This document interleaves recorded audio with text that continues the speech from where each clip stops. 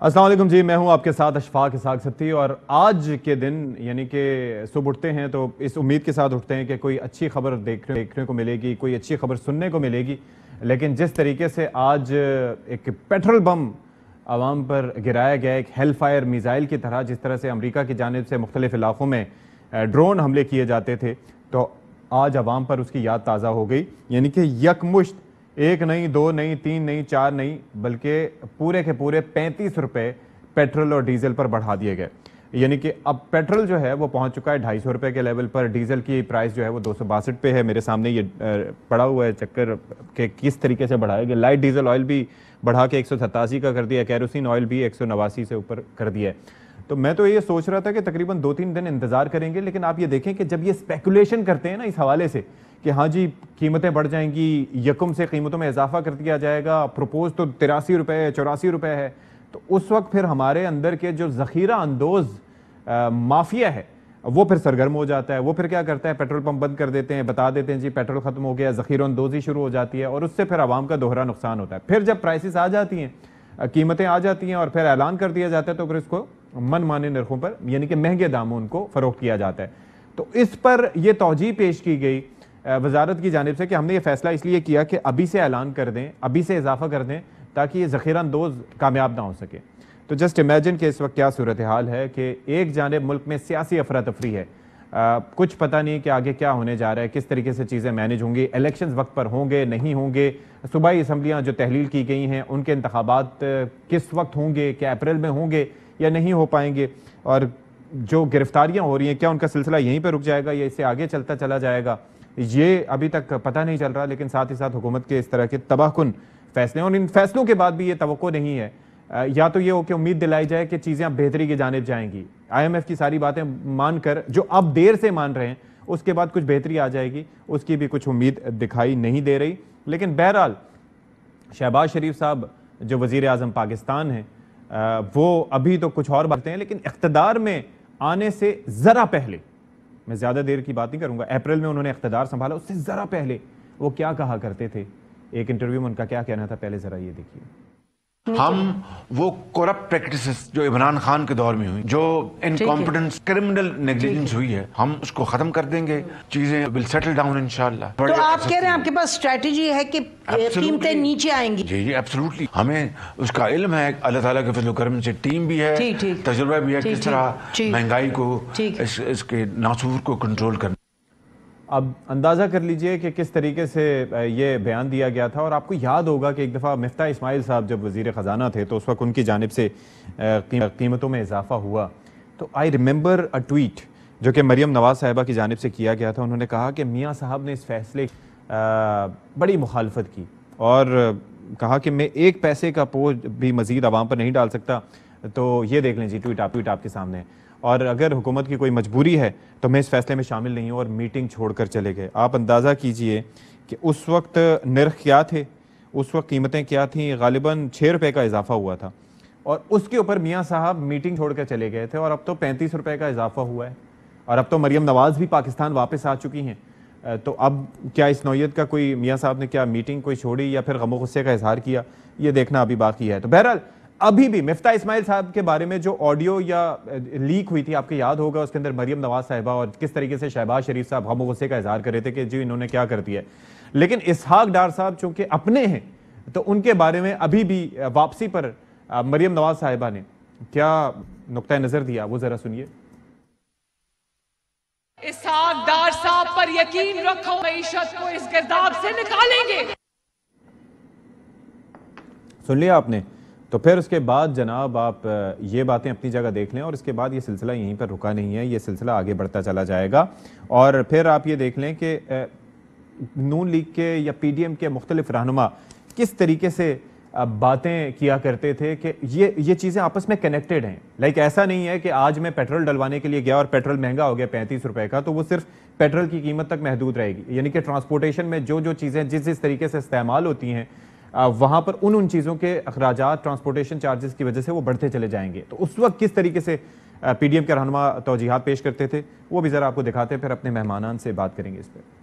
तेल की जो कीमत है हुकूमत को 70 रुपए फी लीटर फिल फॉर उसमें कमी करनी चाहिए। उससे फायदा क्या होगा, आपकी इन्फ्लेशन कम होगी और हुकूमत को कोई नुकसान नहीं होगा कतन। अफसोसनाक खबर है कि हुकूमत ने पेट्रोलियम मसनूआत की कीमतों में इजाफा करके अवाम की मुश्किलात में मजीद इजाफा किया। तारीख की बुलंद तरीन सतह पे इस वक्त पेट्रोल और डीजल की कीमत है। आप जानते हो कि जब डीजल और पेट्रोल महंगा होता है तो दुनिया की हर चीज महंगी होती है। इमरान सरकार IMF की गुलामी करते हुए हर महीना पेट्रोल की कीमतों में इजाफे करने का ऐलान कर चुका है। 12 रुपए पेट्रोल रात के अंधेरे में तुम्हें बढ़ाने में शर्म नहीं आई? दिल नहीं हिला कि पाकिस्तान की आवाम जो रोटी नहीं खा सकती, जो दवाई नहीं खरीद सकती, वो 12 रुपए पेट्रोल बढ़ा दिया। महंगाई शुरू होती है पेट्रोल और डीजल की कीमतों के अंदर होशरुबा इजाफा जो ये कर रहे हैं उसकी वजह से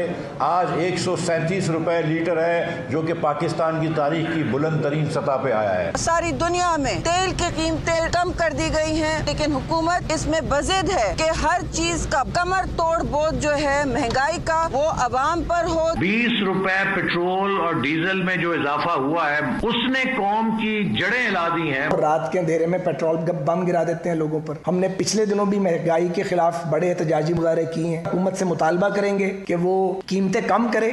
चलें जी, अब जरा बात कर लेते हैं। आपने सुन ली गुफ्तगू के, लगता है कि हुकूमत में जब रहते हैं तो उस वक्त दर्द महसूस किसी और तरीके से करते हैं और जो भी जमात हुकूमत से निकल जाती है तो फिर उसकी बयानात कुछ और हो जाते हैं। इस पर बात कर लेते हैं। इरशाद भट्टी साहब सीनियर सहाफ़ी और तजियाकार हमारे साथ मौजूद होंगे। साथ ही साथ तैमूर तालपुर साहब पाकिस्तान पीपल्स पार्टी के रहनुमा हमें ज्वाइन करेंगे।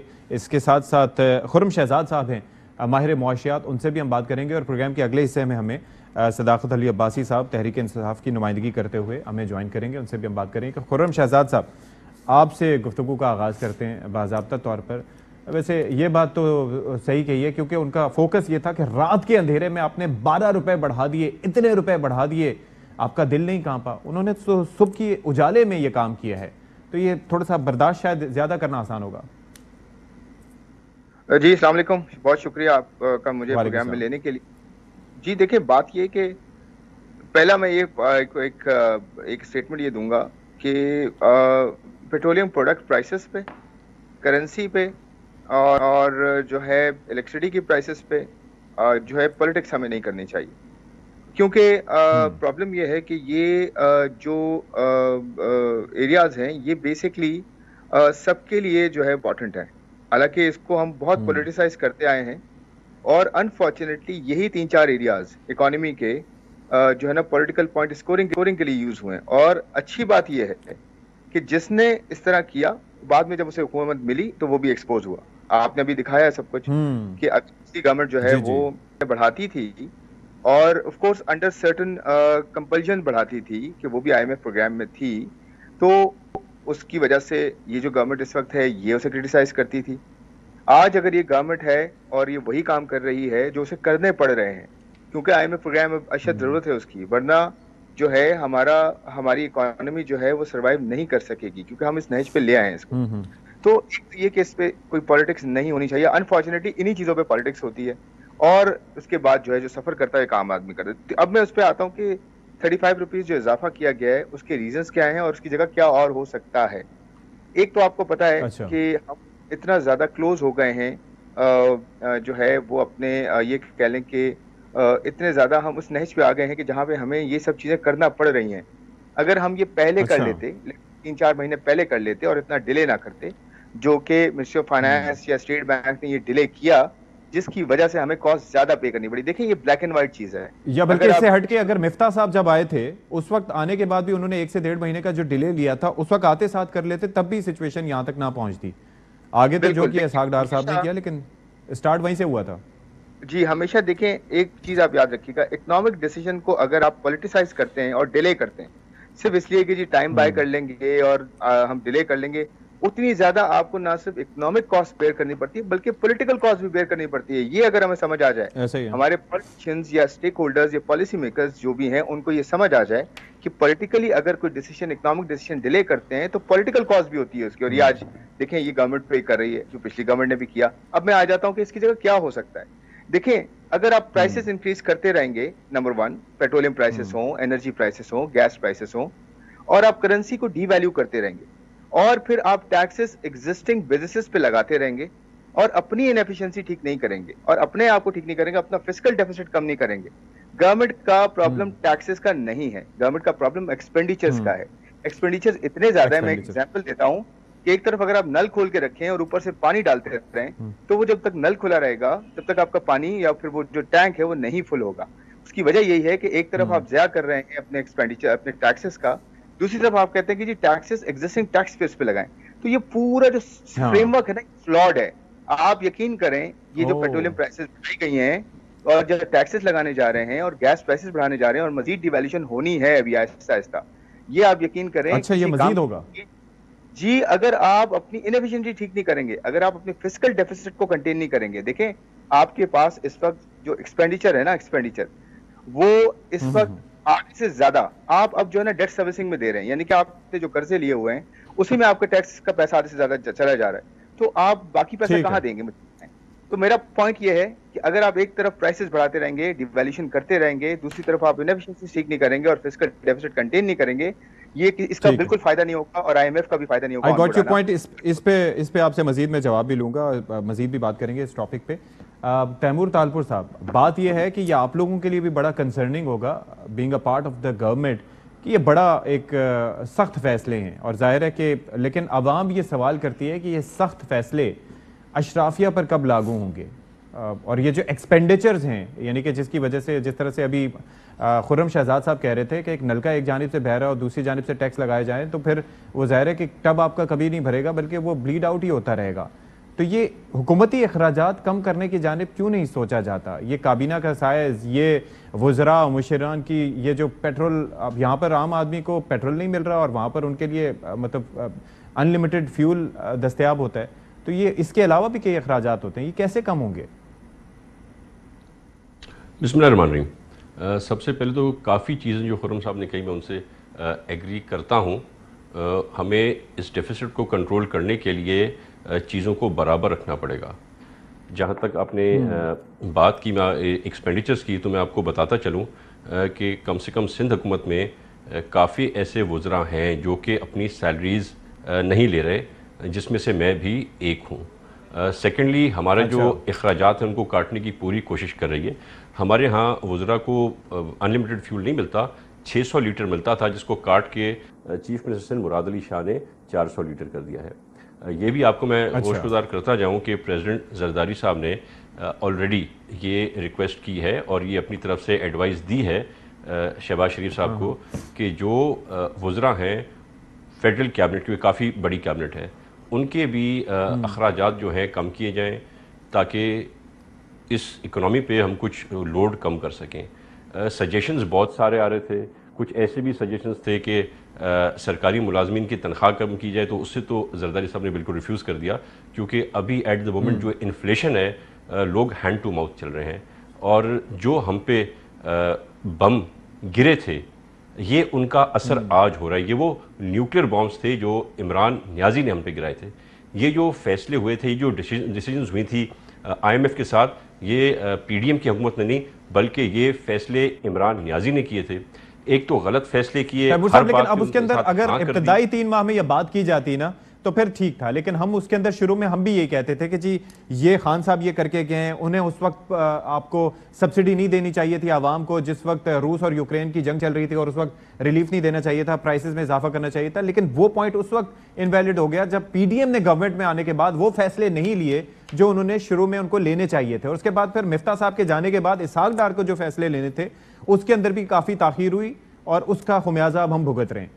تو یہ ایکسیپٹنس پہلے ضروری ہے کریکشن سے پہلے. سر دیکھیں, 2 چیزیں میں بڑا آپ سے واضح اور کلیئر کرتا جاؤں کہ جو دیر ہو رہی ہے وہ اس لیے ہو رہی ہے کیونکہ جو پہلے فیصلے کیے تھے عمران نیازی نے اور اس کی حکومت نے, وہ فیصلے غلط تھے, فیصلے درست نہیں تھے. تو ہم انہی شرائط پر اگر چلیں گے تو یہ 35 جگہ کی جگہ شاید 70 روپے کا آج آپ ڈیفیسٹ دیکھ رہے ہوتے पेट्रोल की प्राइसेस में। तो हमें डिले करनी पड़ी हैं चीज़ें ताकि हम उनको ऑन टर्म्स लाएं।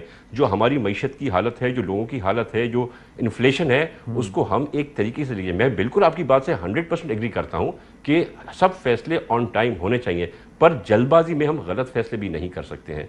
तो ये सारे फैसले जो थे पहले थे उससे हम बहुत बेहतर लड़, क्योंकि हमने सिर्फ ये नहीं किया कि हम IMF के साथ बात करके डिसाइड करें, हम उन चीज़ों को इम्प्लीमेंट भी कराते हैं। अगर आपको याद हो तो इमरान नियाजी ने अपनी हुकूमत में जो भी फैसले किए, जो डिसीजंस लिए, इम्प्लीमेंट नहीं किए, और अगर वो इम्प्लीमेंट नहीं होते तो आज पाकिस्तान दिवालिया हो गया होता।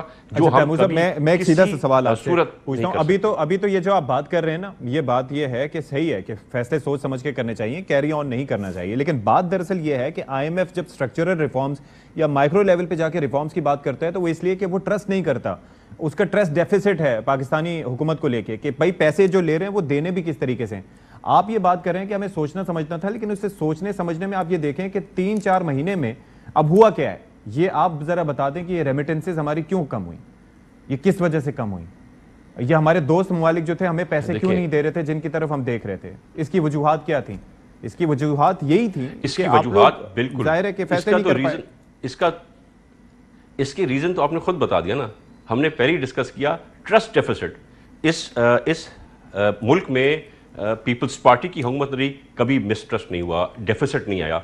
IMF के साथ खसूसन इस मुल्क में नवाज शरीफ की हुकूमत रही, तब भी कोई ट्रस्ट डेफिसिट नहीं आया। यहाँ तक कि जनरल मुशर्रफ की हुकूमत आई, तब भी डेफिसिट नहीं आया। ये ट्रस्ट डेफिसिट तब पैदा हुआ जब इमरान नियाजी ने हुकूमत में होते हुए वायदे वचन किए, रिटन कमिटमेंट्स की, उस पर साइन किया, and then he backed out. वो करने के बाद कोई मुल्क है, ये कोई बनाना रिपब्लिक थोड़ी है, कोई मुल्क की हुकूमत अगर किसी से रिटर्न वादे करे और उसके बाद उनसे मुकर जाए तो नेचुरली ट्रस्ट डेफिसिट होता है। कभी IMF के साथ ऐसा ट्रस्ट डेफिसिट पहले नहीं हुआ था, और इसको ट्रस्ट डेफिसिट को खत्म होने में मैं समझता हूँ चंद माह तो लगने थे।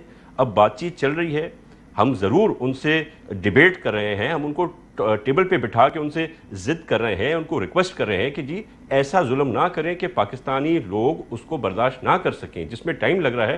ठीक है, now they know if we commit to someone, वो कमिटमेंट जरूर पूरी होगी इंशाल्लाह ताला, हम मुकरेंगे नहीं। जो हुकूमत बात करेगी वो आखिरी बात होगी। एक मुख्तसर सी चीज उसके बाद, Ishaq Dar do you think is the right person for that job जो अभी वो कर रहे हैं? मैं समझता हूँ वी हैव टू गिव, जिसको हम ला रहे हैं उसको कुछ ना कुछ टाइम तो देना होगा। I don't think Ishaq Dar is a magician कि वो 4 दिन में बात सही कर दे। ठीक है। भट्टी साहब आप जरा बताएं कि ये 35 रुपए सर बढ़ गए, यहाँ तो लाले पड़ गए। अब तो मैं तो ये परेशान हो रहा हूँ कि अब क्या क्या चीजें किस किस तरीके से बढ़ेंगी। और आप ये देख लें कि अभी तक ये PDL है, यानी कि पेट्रोलियम डेवलपमेंट लेवी है, अभी इस पर सेल्स टैक्स नहीं लगा। सेल्स टैक्स लगेगा तो ये 300 को टच करेगा आगे जाके। आपके थॉट्स क्या हैं जब आपने इजाफे का सुना दिन के उजाले में? मेरे थॉट्स तो बड़े अच्छे हैं। मुझे तो ऐसा लगा कि जैसे इसहाक डार साहब ने मरीम नवाज साहबा को वतन वापस पहुंचने पर 21 नहीं 35 तोपों की सलामी दी, और बड़ा अच्छा लगा क्योंकि मरीम नवाज साहबा ने एयरपोर्ट के बाहर ही कहा कि इसहाक डार की मदद करें, और उन्होंने इसहाक डार साहब ने आगे से खुशी में 35 तोपों की सलामी दी। देखें 2-3 बातें हैं। पहले ये सख्त फैसले, क्या पहले जो 30-35 साल से ये लोग हुक्मरानियाँ कर रहे हैं उनको छोड़ दीजिए। 9.5-10 महीने के बाद जब इन्होंने नाहल निकम्मे नालायक इमरान खान को हटाया तो वो सफ़ेद हाथी जो हमारे 10 इदारे हैं, 1400 अरब जिसमें सालाना चला जाता है, कोई एक कदम इन्होंने उस तरफ उठाया हो। और कोई सख्त फैसले काबीना पर 76-77 तजावीज़ दी जा रही हैं कि काम कर दो बाबा, नहीं करना। और मौलाना साहब आप एक तरफ मुंह करके तो स्पेशल फूंक मारें ताकि मईशत ठीक हो जाए। मैं झोली उठा के दुआ मांग रहा हूँ डॉलर 100 से नीचे आ जाए। और अच्छा सख्त फैसले ब्यूरोक्रेसी पर, सख्त फैसले सियासी अदम इस्तेकाम पर कि जब तक सियासी इस्तेकाम नहीं होगा मुआशी इस्तेकाम कैसे होगा। सख्त फैसले वफाक और सूबों के जो NFC अवार्ड का जो तबाह कुन गैप है उस पर सख्त फैसले। 5% तबका अशराफिया पर 118 अरब तो की सब्सिडी तो दे दी ना शहबाज शरीफ साहब ने बड़े एक्सपोर्टर इम्पोर्टर्स को। अच्छा फिर दूसरी बात सिर्फ एक मिनट, फिर दूसरी बात ये है कि मैं ढूंढ रहा हूँ उन रहम दिल लोगों को کہ وہ پتہ نہیں اب کہاں گئے ہیں. کل مریم نواز صاحبہ کہتی تھی کہ کوئی بھی قیمت بڑھتی ہے میں اس گناہ میں شریک نہیں ہوں. پتہ نہیں اب وہ کہاں ہیں. نواز شریف صاحب کو نیند نہیں آتی تھی جس دن ہمارا 1 روپیہ بھی بڑھتا تھا. اب پتہ نہیں کیسے سو پاتے ہوں گے. بلاول حمزہ مولانا اور یہ سارے مہنگائی مارچ کیا کرتے تھے ہمارے لیے. اب پتہ نہیں وہ کدھر گئے ہیں. ڈار صاحب مہنگائی پر دکھی ہوتے تھے ایون فیلڈ میں بیٹھ کر. اب پتہ نہیں وہ کیا ہوا ان کو. وہ تو پاکستان آ گئے نا, وہ پرتعیش زندگی چھوڑ کے معاملات سیٹل کرنے کے لیے آئے نا, بہتر کرنے کے لیے آئے. مفتاح اسماعیل صاحب غریب آدمی کے مہنگائی پر آنسو بہایا کرتے تھے. اب پتہ نہیں وہ کدھر گئے ہیں میرے رحم دل مفتاح صاحب. شاہد خاقان عباسی صاحب نے سستی گیس دینی تھی, پتہ نہیں وہ اب کدھر ہیں. نواز شریف صاحب نے کہا تھا الحمدللہ میرے پاس بہترین تجربہ کا ٹیم ہے, ہم مہنگائی ختم کر کے دکھائیں گے. اب پتہ نہیں وہ کدھر ہیں. اچھا وہ مریم اورنگزیب صاحبہ کی رات کی تاریکی میں پیٹرول بم گرانے پر دکھی ہو جانا, اب پتہ نہیں وہ کدھر ہیں. وہ پی ڈی ایم جو ساری کی ساری 26 نہیں ایک جملہ صرف ایک جملہ آپ کی گفتگو صرف ایک وہ پی ڈی ایم جو ساری کی ساری مہنگائی پر کھڑی ہوئی تھی ان کی جدوجہد, وہ پتہ نہیں مولانا صاحب کے لانگ مارچ وغیرہ. بات یہ ہے کہ آخری بات یہ ہے کہ آپ نے آئی ایم ایف کے آگے سرنڈر کیا ہے, مان لیا, لیکن یہ سرنڈر 4 ماہ بعد کیا ہے جب $3 ارب کا نقصان ہو گیا ہے. یہ سرنڈر تب کیا ہے جب ہمیں آپ نے کہا تھا I don't care I M F. یہ سرنڈر اس نے کیا ہے جس نے کہا I can handle I M F. یہ سرنڈر اس نے کیا ہے جس نے کہا تھا میں آنکھوں میں آنکھیں ڈال کر بات کروں گا. یہ سرنڈر ہمارے بابائے معیشت اسحاق ڈار نے کیا ہے. یہ سرنڈر ہمارے تجربہ کار اور لائق لوگوں نے کیا ہے. کوئی مستقل حل ہے ان کے پاس؟ آپ نے آبادی کا یہی جان لیتے ہیں کہ اس کا سولوشن کیا ہے, اس کا سولوشن کیا ہے, اس کا سولوشن جان لیتے ہیں. اب ویسے ہی آپ کی گفتگو سن کے ایکسپورٹ میں گیپ, شرح سود, اسٹیٹ بینک. بھٹی صاحب 1 سیکنڈ دیجئے گا مجھے, میرے ہاتھ سے ویسے قلم چھوٹ گیا آپ کی یہ گفتگو ساری سن کے. خرم شہزاد صاحب سے ذرا جان لیتے ہیں کہ بھائی ہے کیا. خرم صاحب ایک تو مجھے یہ بتائیے گا کہ کنیکشن اس کا کس طریقے سے. لوگ یہ کہہ دیتے ہیں بڑی آسانی سے کہ یہ جو پیٹرول میں مصنوعات کی قیمتوں میں اضافہ ہوا ہے تو وہ صرف آپ گاڑی میں پیٹرول ڈلواتے ہیں یا بائک میں پیٹرول ڈلواتے ہیں اس سے ریلیٹڈ ہے. باقی اوور آل اکانومی کو یا عام آدمی کو یا لوگوں کو کس طریقے سے یہ افیکٹ کرتا ہے یہ ساری چیزیں, یہ جو اضافہ ہے جی, اور آگے کیا کیا چیزیں ہم مہنگی ہوتے ہوئے دیکھ رہے ہیں؟ جی مجھے اگر تھوڑا سا وقت دیں آپ, میں آپ کو ایکسپلین کر دیتا ہوں پورا. دیکھیں جو پیٹرولیم پروڈکٹ پرائسز ہیں نا یہ بہت زیادہ سینسٹیو ہوتی ہیں آپ کی پوری اکانومی میں. مثال کے طور پہ اگر آپ کی پیٹرولیم پروڈکٹ پرائسز بڑھتی ہیں تو اس کا اثر آتا ہے ٹرانسپورٹ پہ. اور ٹرانسپورٹ دیکھیں ہر چیز کو کنیکٹ کرتی ہے, چاہے وہ کھانے پینے کی اشیاء جہاں پروڈیوس ہو رہی ہوں اور جہاں پہ یوز ہو رہی ہوں, ریٹیل جہاں بک رہی ہوں. یہ پوری جو چین ہے یہ ٹرانسپورٹ کے تھرو چلتی ہے اور ٹرانسپورٹ کے اندر ڈیزل, پیٹرول اور یہ سب یوز ہوتا ہے. اسی طرح ایک انسان اپنے گھر سے لے کر کام پہ جاتا ہے تو وہ یا تو پیٹرول یوز کر رہا ہوتا ہے اپنی بائک یا گاڑی, یا پھر وہ ڈیزل یا اور دوسرے جو ہے وہ فیول یوز کر رہا ہوتا ہے through public transport. Public transport ہے بھی نہیں اتنی زیادہ, آپ کو پتا ہے, تو اس لیے ایکسپلائٹیشن کا عنصر بھی بہت زیادہ آ جاتا ہے کہ جو پبلک ٹرانسپورٹ نہیں ہے تو پرائیویٹ ٹرانسپورٹ جو ہے وہ اپنے حساب سے پیسے بڑھاتے ہیں اور اپنے حساب سے وہ چارج کرتے ہیں. تو جو انفلیشن ہونی ہوتی ہے اس کے 2-3 ٹائمز اوپر چلی جاتی ہے کیونکہ گورننس نہیں ہے اتنی اچھی, اور گورنمنٹ چاہے پروونشل گورنمنٹ لوکل گورنمنٹ ہو وہ یہ دیکھتی نہیں ہے کہ پرائسز کہاں جا رہی ہیں. اگر ایسا ہونا کہ پرائس چیک رکھا جائے اور یہ بھی ہو کہ پرائسز جب نیچے جاتی ہیں پیٹرولیم پروڈکٹ کی تو اس وقت پرائس نیچے بھی کرنے میں جو ہے گورنمنٹ اس کا خمیازہ اس کا کوئی حل کرے. تو میں یہ کہہ رہا ہوں کہ انڈائریکٹ کاسٹ بہت بڑی ہوتی ہے. ہر پروڈکٹ کی پرائس بڑھ جاتی ہے جب بھی پیٹرولیم پروڈکٹس پرائسز پر جاتی ہیں. نمبر 1 انرجی کاسٹ بڑھ جاتی ہے, اوور آل ٹرانسپورٹیشن کاسٹ بڑھتی ہے تو پروڈکٹ میں نظر آتی ہے. سیکنڈلی آپ کو جب پرائسز نیچے آتی ہیں تو اتنے آرام سے نیچے کی نہیں کی جاتی پرائسز کیونکہ وہ پروفٹ مارجن جو ہے بڑا رکھا جاتا ہے. تو ایک تو گورننس کا بھی ایشو ہے نا کہ ہماری گورنمنٹ جو ہے فیڈرل ہے, پروونشل ہے, یہ گورننس بھی جو ہے اس طرح سے نہیں لے کے چلتی کہ پرائس کا چیک رکھا جائے کہ کون کہاں پہ ایکسپلائٹیشن کر رہا ہے. اچھا سیکنڈ پوائنٹ میں آپ سے ریکویسٹ کروں گا اشفاق, میں نے آپ کو آج ہم نے ایک آرٹیکل میں نے ریلیز کیا ہے اور بہت ڈیٹیل آرٹیکل ہے, اس میں پورا ایکشن پلان ہے کہ کس طرح سے گورنمنٹ ٹیکسز کہاں سے اکٹھا کر سکتی ہے, پرائسز بڑھائے تو کتنی بڑھائے, اور کرنسی کو کس طرح رکھے, اور ٹیکسز کہاں سے جنریٹ کر سکتی ہے. آئی ایم ایف کا پورا کام جو ہے ہم کر سکتے ہیں, اس کے ساتھ ریفارمز کر سکتے ہیں. تو میں آپ کے توسط سے تیمور صاحب سے آپ کو ریکویسٹ کروں گا پلیز تیمور صاحب سے وہ میرا آرٹیکل کا لنک میں نے آپ سے شیئر کیا ہے وہ کائنڈلی ان سے شیئر کریں تاکہ وہ اپنی لیڈرشپ کو پہنچا سکیں. یہ پورا ایکشن پلان ہے آپ کے سامنے. اس ایکشن پلان کو صرف please P D M implement کر دے, کوئی بھی گورنمنٹ امپلیمنٹ کر دے, وہ امپلیمنٹ کرے گی نا آپ یقین کریں انفلیشن بھی زیادہ نہیں بڑھے گی, اور آپ کے IMF بھی آن بورڈ آئے گا اور آپ کے پاس ٹیکسز بھی ہوں گے, آپ کا ایکسپینڈیچر بھی جو ہے وہ ریشنلائز ہو جائے گا اور آپ کی اوور آل اکانومی آہستہ آہستہ آ جائے گی اپنے ٹریک پہ. ایک لاسٹ چلیں جی, میں بالکل لاسٹ پوائنٹ چاہوں گا کہ 1991 میں انڈیا نے جو کیا تھا, میں نے وہ پوری سٹوری اس میں ایکسپلین کی ہے کہ انڈیا کی بھی پولیٹیکل گورنمنٹ کولیشن گورنمنٹ تھی, نرسمہا راؤ کی گورنمنٹ تھی اس وقت 1991 میں. انہوں نے جو ریفارم کیے تھے اس وقت یہی پرابلم تھے, باہر کے اور اندرونی یہی ایشوز تھے, یہی رسک تھے, انہوں نے کیا, ہم کیوں نہیں کر سکتے؟ لیکن سارٹ کرنا ضروری ہے اور آئی ایم شیور کہ اس پہ بھی عمل کریں گے. کچھ تھوڑا فارورڈ کر دوں گا ان کو, اور ظاہر ہے تیمور طالپور صاحب تو ہمارے ساتھ موجود ہیں. خرم شہزاد صاحب کا ہم شکریہ ادا کریں گے. ایک بریک لیتے ہیں, بریک کے بعد صداقت علی عباسی صاحب بھی ہمارے پروگرام کا حصہ ہوں گے. Stay tuned.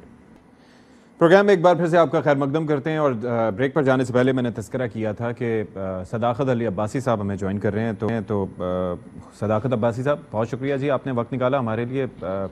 یہ پیٹرول بمپ کا آپ نے بھی سنا ہوگا کہ کس طریقے سے, بلکہ آپ دیکھ ہی رہے ہوں گے کہ صبح سے کیا حال ہے, لوگ بلبلا اٹھے ہیں. آپ کا کیا اس پہ کامنٹ ہے جی؟ اینٹیسپیٹ کر رہے تھے اتنا زیادہ بڑھا دیں گے یہ؟ جی اشفاق صاحب بہت شکریہ. میں نے آپ کا, بٹی صاحب کا اور جو میرے اکانومسٹ بھائی تھے ان کا تجزیہ سنا, اور آپ نے بہت ساری باتیں کر دی, میرا خیال ریپیٹ نہیں کرنی چاہیے. مجھے حیرت ہوئی پیپلز پارٹی کے ہمارے بھائی سردار صاحب کی بات سن کے, نواب صاحب کی بات سن کے, کہ نواب صاحب کیا باتیں کر رہے ہیں.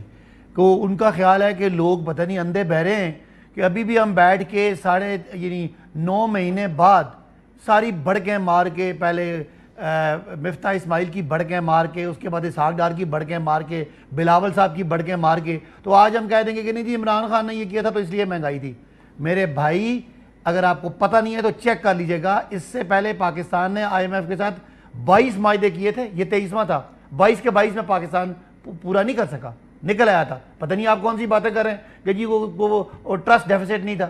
وہ جس دور کی آپ بات کر رہے ہیں, پچھلے 5 سالوں میں پاکستان کے ڈالر ارن کرنے کے 2 طریقے ہیں بھائی صاحب, سن لیجئے گا.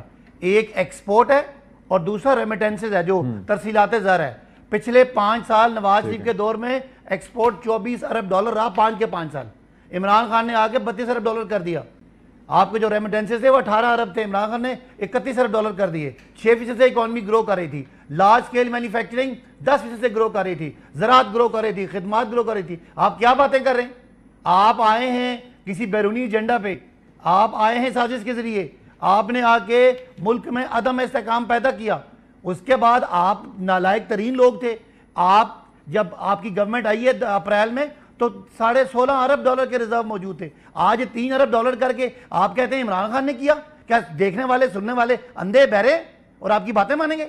یعنی اتنا بڑا ظلم کر کے 35 روپے کا پیٹرول اور ڈیزل مہنگا کر کے آپ ایسے مذاق کر رہے ہیں, او جی عمران خان نے کیا. تو آپ کیا کرنے ہیں یہاں پہ؟ عمران خان نے تو اسمبلی توڑ دی تھی, الیکشن کرواتے, عمران خان فیس کرتا. آپ لوگوں نے یعنی انسانی حقوق کا کیا عالم ہے کہ جناب ہمارے ترجمانوں کو آپ پکڑ کے ان کو دہشت گردوں کی طرح ٹریٹ کرتے ہیں.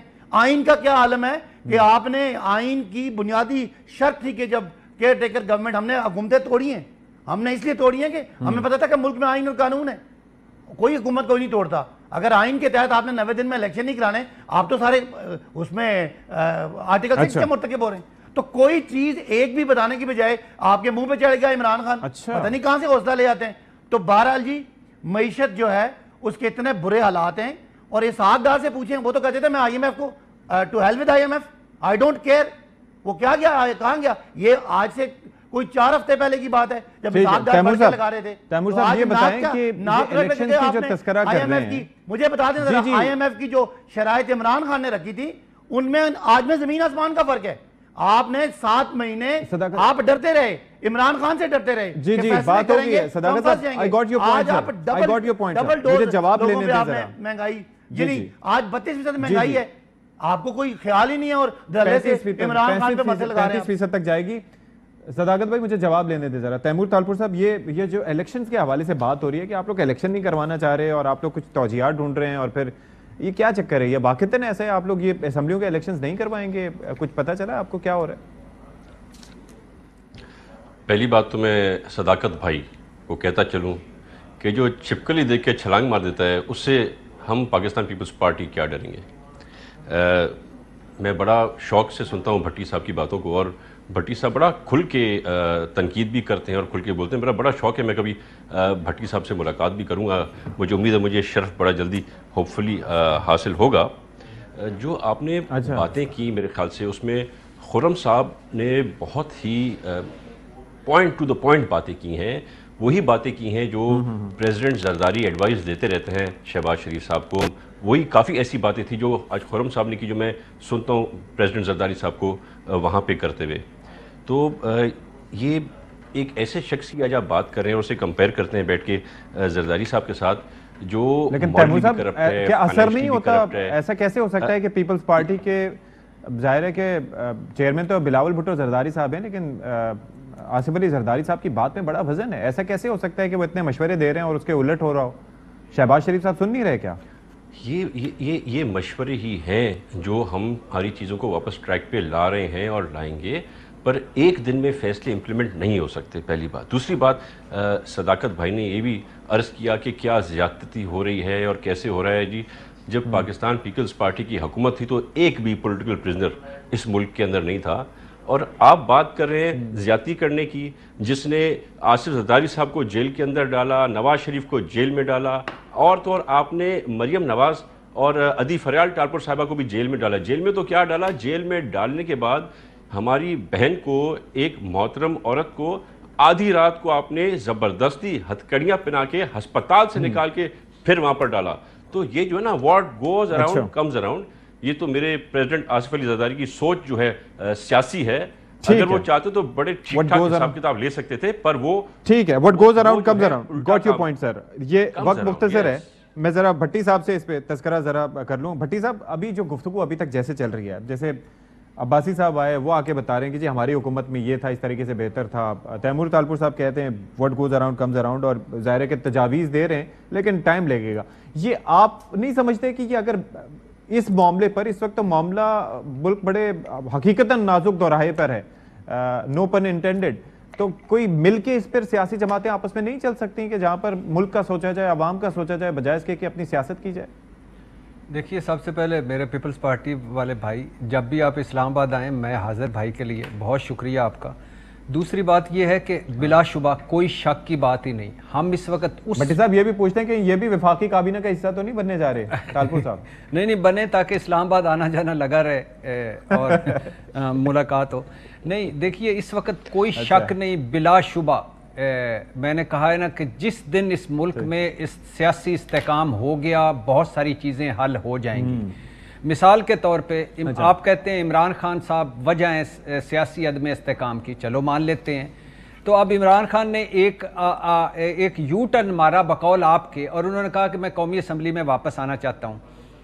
मैं आज भी अभी सदाकत अली अब्बासी साहब पहुँचे हैं, तो मैंने उनको कहा है कि 2 मंजर होंगे 5-6 महीने बाद। पहला मंजर कि एंटी इस्टेब्लिशमेंट बयानियाँ लेकर कौमी असम्बली से निकलकर दोनों असम्बलियाँ तोड़कर इमरान खान ने अपनी ज़िंदगी का सबसे बड़ा ब्लंडर किया और उसकी सज़ा भुगत रहे हैं। दूसरा मंजर कि एंटी इस्टेब्लिशमेंट बयानियाँ लेकर कौमी असम्बली से निकलकर दोनों असम्बलियाँ तोड़कर इमरान खान ने क्या जुआ खेला, डेयरिंग फैसला किया और आज फिर वापस इक़्तिदार में है। ये चंद महीने बाद पता चलेगा। लेकिन इमरान खान कौमी असम्बली में वापस आना चाहता था। आपने सबसे पहले राजा परवेज अशरफ साहब ने, जो हमें रोज बताते थे कि आइन के आर्टिकल 64 के तहत हाथ से लिखा इस्तीफा होगा और तस्दीक कोई करेगा तो तब इस्तीफे मंजूर होंगे। अब मुझे बताइए 11:35 पुरानी बात हो गई है ना सर, अब 11:35 बात कर ली है, अभी ये सॉल्यूशन की मैं बात कर रहा था। अब आप मुझे बताइए कि मिसाल के तौर पे पहले हुए 11 के, इमरान खान खड़े हो गए, अब हुए 33 के, 35 के, इमरान खान फिर खड़े हो गए। अब मुझे बताइए ये किसका सारी स्ट्रेंथ जाया हो रही है? मुल्क की। किसका पैसा जाया हो रहा है? मुल्क का। क्या बेतुकीर हो रहा है? सियासत, पार्लियामेंट, जमहूरियत, सब कुछ बेतुकीर हो रहा है। बिल्कुल, तो मुल्क का नाम बदनाम हो रहा है। एक ब्रेक का वक्त हो गया भट्टी साहब, ब्रेक का वक्त हो गया, वक्त मुख्तसर है, एक ब्रेक लेते हैं, ब्रेक के बाद हाजिर होंगे जी। और नाज़रीन, प्रोग्राम के आखिर में बस यही कि लगता यह है कि हुकूमत में किरदार तब्दील हो जाते हैं, सोच और फैसले वही रहते हैं, और आवाम ये सोचने में मजबूर हो जाते हैं कि क्या हर मुश्किल फैसले का खुमियाजा हमने भुगतना है? अशराफिया कब भुगतेंगे? ये वुज़रा के 600, 700 लीटर या फिर अनलिमिटेड फ्यूल ये कब ख़त्म होंगे? काबीना का साइज़ कम होगा क्या? कब कम होगा? कब इस बारे में सोचा जाएगा? आवाम से तो हमेशा तवक्को की जाती है कि आवाम ही सारी चीज़ों का खुमियाजा भुगतें, हर बुरा फैसला जो है उसके नताइज आवाम के ऊपर जाएं, लेकिन आवाम का पुरसान हाल कैसे होगा? कैसे उनके लिए आसानियाँ क्रिएट की जाएंगी? वरना हमेशा ये होता है। और एक और सवाल भी कि क्या ये सब कुछ करके IMF की शराइत मान के क्या डिफ़ॉल्ट से बच जाएंगे? क्या इस एक बार IMF के फैसलों पर इम्प्लीमेंटेशन होगा और फिर मईशत बेहतरी की जानिब जाएगी? ورنہ عوام سے تو ہمیشہ یہی توقع کی جاتی ہے، اور عوام یہی کرتے رہتے ہیں کہ ہم پرورش لوح و قلم کرتے رہیں گے، جو دل پہ گزرتی ہے رقم کرتے رہیں گے۔ ہاں تلخی ایام ابھی اور بڑھے گی، ہاں اہل ستم مشق ستم کرتے رہیں گے۔ تو عوام تو بیچارے بھگت رہیں اور بھگتتے رہیں گے، لیکن شاید کوئی ہو جس کو عوام کے حالت زار کا خیال ہو۔ اشفاق اسحاق ستی کو اجازت دیجیے فی الوقت، اللہ نگہبان۔